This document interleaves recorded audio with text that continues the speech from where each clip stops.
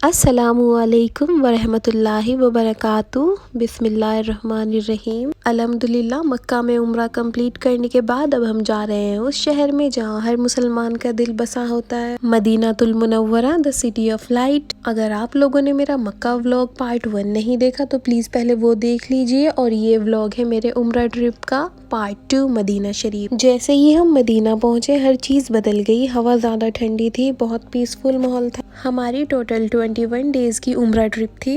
पहले हम गए मक्का, वहाँ 7 से 8 दिन गुजारने के बाद हम आ गए मदीना, और मदीने में हम 8 से 9 दिन रुके थे। उसके बाद हम वापस मक्का चले गए थे। ये शहर सिर्फ एक शहर नहीं, एक जज्बा है, एक बरकत है, जहाँ रसूल अल्लाह सल्लल्लाहु अलैहि वसल्लम आराम फरमा रहे हैं। और आपको पता है मदीना इतना खास क्यों है? मैंने सुना था रसूल अल्लाह सल्लल्लाहु अलैहि वसल्लम ने मदीने के लिए दुआ की थी, और वो दुआ ये थी, O Allah make Medina more beloved to us than Mecca. और वाकई जब आप मदीना जाते हो उस दुआ का असर हर कोने में महसूस होता है। ना शोर, ना जल्दी, ना बेचैनी। लोग सिर्फ वहाँ टूरिस्ट नहीं होते, एक मुसाफिर होते हैं जो रसूल अल्लाह सल्लल्लाहु अलैहि वसल्लम के शहर में मेहमान बनकर आते हैं।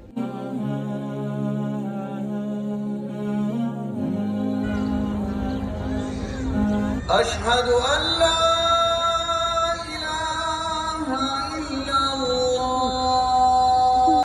والعفة والحشمة والصحبة الصالحة التي تعين على الطاعة والعبادة. كلما دخل عليها زكريا المحراب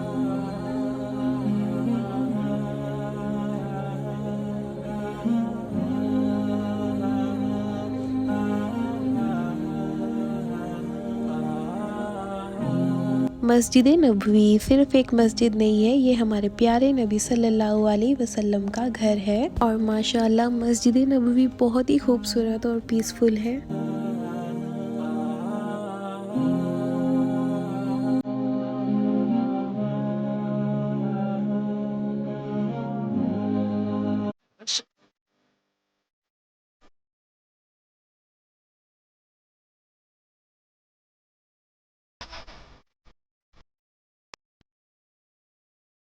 से बहुत करीब था। रोज जब हम मस्जिद नबवी जाते थे तो रास्ते में मेरी मुलाकात होती थी एक प्यारी सी बिल्ली से। A beautiful black and white cat with long fur, big eye, innocent face, और इतनी ज्यादा अडोरेबल थी वो कि बस पूछो ही मत। हर दिन मुझे रास्ते में मिलती थी, जैसे मुझे याद करके मेरा वेट कर रही हो। और मदीना में हमने कुछ इम्पोर्टेंट ज़ियारत भी किए। हम मस्जिद किबलातैन भी गए थे, जहाँ किबला चेंज हुआ था फ्रॉम जेरूसलम टू काबा। और हमने वहाँ पर सलमान फारसी का बाग भी देखा, जो कि मुझे बहुत अच्छा लगा।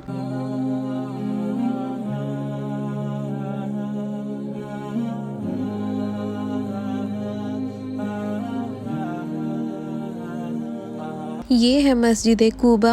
ये इस्लाम की सबसे पहली मस्जिद है। यहाँ सिर्फ 2 रकात नमाज पढ़ने का सवाब एक उम्रे के बराबर होता है। ये है उहुद माउंटेन। यहाँ गज़वाए उहुद हुआ था और 70 सहाबा शहीद हुए थे, और यहीं पर हज़रत हमज़ा रदी अल्लाहु अन्हु और कई शहीदों की कब्रें हैं।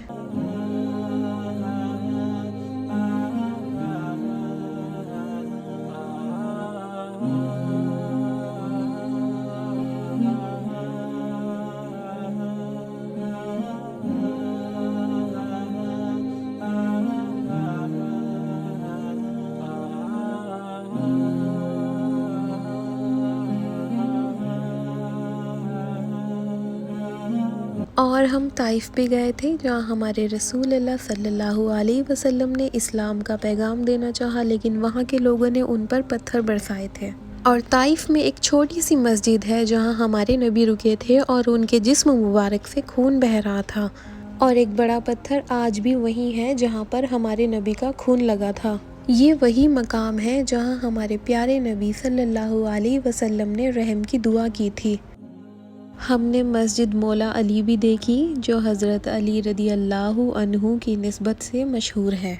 हमने हश्र का मैदान भी देखा। जबल रहमत मैदान अराफात के पास एक पहाड़ है जहां हज़रत आदम अलैहिस्सलाम की तौबा कबूल हुई थी और जन्नत से अलग होने के बाद हज़रत आदम अलैहिस्सलाम बीबी हव्वा से यहीं पर मिले थे। और हमने मीना के टेंट और वो जगह भी देखी जहाँ शैतान को पत्थर मारते हैं।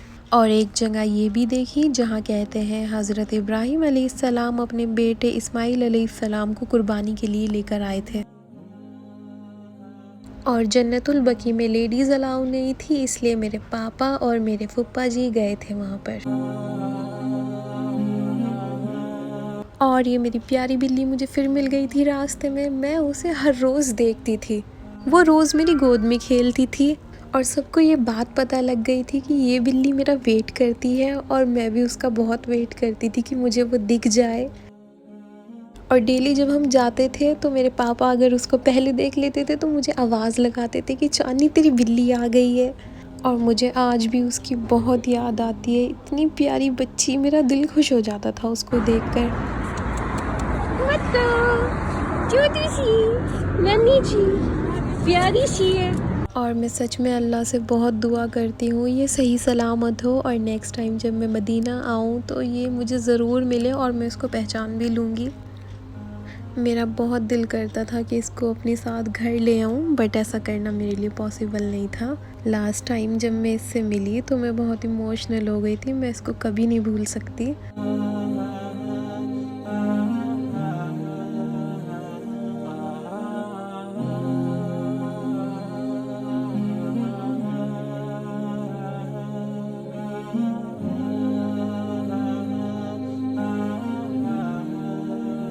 अल्हम्दुलिल्लाह। और सबसे बड़ी ब्लेसिंग की बात ये थी हमें रियाजुल जन्ना में जाने का मौका मिला। रियाजुल जन्ना वो जगह है जिसके बारे में हमारे प्यारे नबी सल्लल्लाहु अलैहि वसल्लम ने फरमाया, मेरे घर और मेरे मिंबर के दरमियान जो जगह है वो जन्नत के बागों में से एक बाग है। यहाँ 2 रकात नफिल पढ़ना ये समझिए ऐसा है जैसे जन्नत में नमाज पढ़ना हो।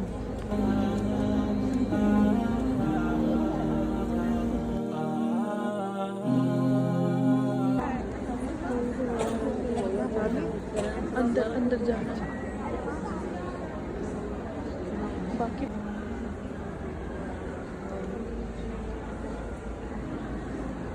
और सबसे ज़्यादा रूह को छू जाने वाला और इमोशनल मोमेंट वो था जब हमने रियाजुल जन्ना में एंट्री किया और हमने रियाजुल जन्ना में 2 रकात नमाज नफिल अदा किए और अल्लाह से बहुत दुआएं भी मांगी। उसके बाद जब हम बाहर निकल रहे थे तब मेरी नज़र पड़ी ये गेट ऑफ जिब्राइल है। ये वो दरवाज़ा है जहाँ से जिब्राइल अलैहिस्सलाम रसूल अल्लाह सल्लल्लाहु अलैहि वसल्लम से मुलाकात करने के लिए आते थे। हमने वहाँ से एग्जिट किया। हम बहुत खुश नसीब थे। Truly this was a gift from Allah.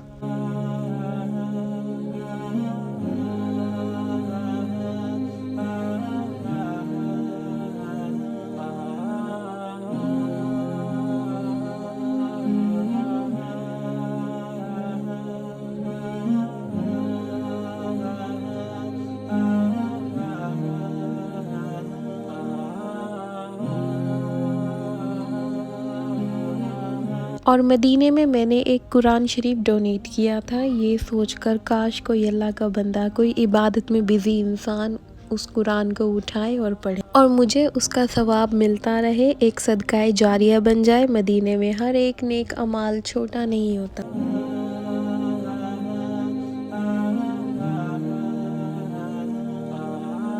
और मदीना में हम 9 दिन रुके थे। फिर उसके बाद हमें जाना था मक्का और मदीने से वापस जाना बहुत मुश्किल था। ऐसा लग रहा था जैसे दिल का एक हिस्सा यहीं छूट गया हो। और ये था मेरे उम्रे का सफ़र पार्ट 2 मदीना। और अगर अभी तक आप लोगों ने पार्ट 1 नहीं देखा है तो प्लीज़ उसको भी देख लीजिए और मेरे चैनल को सब्सक्राइब कीजिए। मिलते हैं नेक्स्ट व्लॉग में, तब तक के लिए अल्लाह हाफिज़।